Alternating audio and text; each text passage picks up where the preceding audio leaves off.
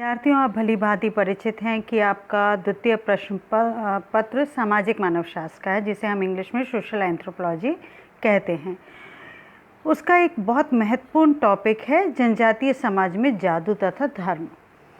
अब जनजातीय समाज में जादू तथा धर्म के बारे में तो हम बाद में जानेंगे। पहले हमें ये जानना आवश्यक है कि धर्म क्या है और जादू क्या है।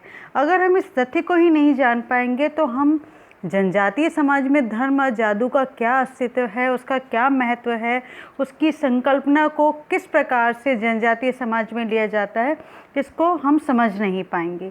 इसलिए बेहतर होगा कि हम इसके प्रथम चरण में ये जानें कि सामाजिक मानवशास्त्र में और समाजशास्त्र में दोनों में ही धर्म एवं जादू को कैसे देखा जा सकता है। यहाँ आप ये जानें कि धर्म समाजशास्त्रीय विश्लेषण के प्रयास के साथ ही उसके वैज्ञानिक अध्ययन का जो चरण था वो 19वीं शताब्दी में ऑगस्ट कॉम्ट, जिन्हें आप बेहतर तरीके से जानते हैं कि समाजशास्त्र के संस्थापक के रूप में माना जाता है, अर्थात फादर ऑफ सोशियोलॉजी कौन कहे जाते हैं? August Comte. इसके अलावा बहुत प्रसिद्ध समाजशास्त्री में हैं E.B. टॉयलर, फ्रेजर और स्पेंसर। इन्होंने धर्म के अनेक पहलुओं पर समाजशास्त्रीय दृष्टिकोण से अध्ययन किया। मैं ये समझती हूँ कि विश्व में ऐसी कोई भी संस्कृति नहीं है जो स्वयं को धर्म से विमुख घोषित कर सके। इसलिए चूँकि आप समाजशास्त्र के विद्यार्थी हैं, मैं समाजशास्त्र के विद्यार्थी हूँ, हम समाजशास्त्र के विद्यार्थी होने के नाते समाजशास्त्र को पढ़ते आए हैं और पिछले 2 वर्षों से आपने समाजशास्त्र के हर पहलू को जाना और समाजशास्त्र जिस आधार बिंदु पे खड़ा हुआ है वो आधार बिंदु क्या कहता है? समाज का अध्ययन करना। और चूँकि धर्म और समाज को हम विभक्त करके नहीं देख सकते, इसलिए धर्म को जानना और समझना हमारे लिए अपरिहार्य हो जाता है, बहुत आवश्यक हो जाता है। और जैसा कि मैंने अभी आपको बताया कि ऑगस्ट कॉम्ट, टॉयलर, फ्रेजर और स्पेंसर ने धर्म के अनेक पहलुओं पर अध्ययन किया। आगे बढ़ते हैं हम और देखते हैं कि धर्म के प्रारंभिक समाजशास्त्रियों ने वो कौन सी 3 अवस्थाएं थीं जिनको आधार बिंदु लेकर धर्म का अध्ययन किया। तो हम पाते हैं कि वे अवस्थाएं थीं विकासवादी, प्रत्यक्षवादी और मनोविश्लेषणवादी। ठीक है, अब हम आगे बढ़ते हैं और ये देखते हैं कि ऑगस्ट कॉम्ट ने किन अवस्थाओं की चर्चा की। तो ऑगस्ट कॉम्ट ने समाजशास्त्र की मूलभूत अवस्थाओं में से एक अवधारणा 3 अवस्थाओं का नियम दिया, जिसे अंग्रेजी में लॉ ऑफ 3 स्टेजेस के नाम से जाना जाता है। ये लॉ ऑफ 3 स्टेजेस क्या कहती है? ये कहती है कि मानव चिंतन ऐतिहासिक तथा आवश्यक रूप से धार्मिक अवस्था से आध्यात्मिक अवस्था से होते हुए अनुभववादी अवस्था से गुजरा है। अब इसके बारे में मैं विस्तार से चर्चा करना इसलिए उचित नहीं समझती क्योंकि आपने प्रथम वर्ष में लॉ ऑफ 3 स्टेजेस के बारे में संक्षेप में पढ़ा ही है। अब हम बात करते हैं टॉलकॉट पार्सन्स की। टॉलकॉट पार्सन्स ने सामाजिकरण और सामाजिक नियंत्रण की प्रक्रिया में धर्म की भूमिका पर विचार किया है। आपके अनुसार धर्म के मूल प्रतिमान सामाजिक नियंत्रण में सहायक हैं। यहाँ महत्वपूर्ण बिंदु कौन सा है कि धर्म के मूल्य प्रतिमान सामाजिक नियंत्रण में सहायक हैं।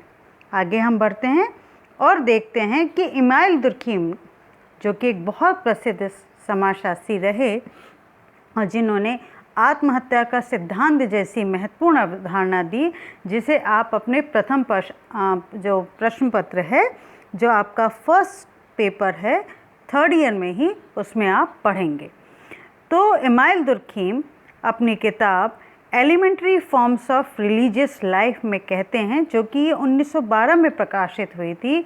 इनके अनुसार सभी समाजों में पवित्र और अपवित्र वस्तुओं में भेद किया जाता है।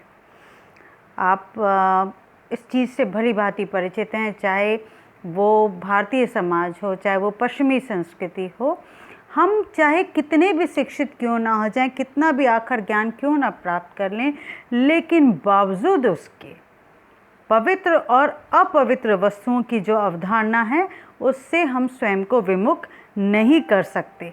और पवित्र वस्तुओं से संबंधित विश्वासों एवं क्रियाओं की एक संयुक्त व्यवस्था ही धर्म है, ऐसा दुर्खीम का मानना है। अब हम ये जानें कि धर्म शब्द की उत्पत्ति किससे हुई और धर्म का तात्पर्य क्या है। तो हम देखते हैं कि धर्म शब्द की उत्पत्ति संस्कृत भाषा के ध्र शब्द से हुई, जिसका अर्थ है धारण करना, अर्थात सभी जीवों के प्रति दया धारण करना ही धर्म है।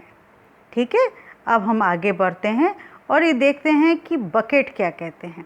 बकेट के अनुसार धर्म शब्द की उत्पत्ति लैटिन के रिलीजियो शब्द से हुई है, जो संभवतः लोगो धातु से व्युत्पन्न है और इसका अर्थ साथ साथ गणना अथवा अवलोकन है, अथवा इसकी व्युत्पत्ति लिग्री धातु से हुई है, जिसका अर्थ संबंध से संबंधित है। अर्थात हम ये मानते हैं कि इसका अर्थ किससे संबंधित है, सह संबंध से संबंधित है। अब हम बात करते हैं जेम्स फ्रेजर की, जिन्होंने अपनी कृति द गोल्डन बो में धर्म की परिभाषा निम्नलिखित शब्दों में दी है। वे कहते हैं, धर्म से मैं मनुष्य से श्रेष्ठ उन शक्तियों की संतुष्टि या आराधना समझता हूँ जिनके संबंध में यह विश्वास किया जाता है कि वे प्राकृतिक और मानव जीवन को मार्ग दिखाती हैं और नियंत्रित करती हैं। ठीक है, अब हम धर्म की और परिभाषाओं की ओर ध्यान देते हैं, जानने का प्रयास करते हैं। टायलर ने धर्म को आध्यात्मिक शक्तियों में विश्वास का प्रतीक माना है। वो कहते हैं धर्म आध्यात्मिक शक्ति में विश्वास है।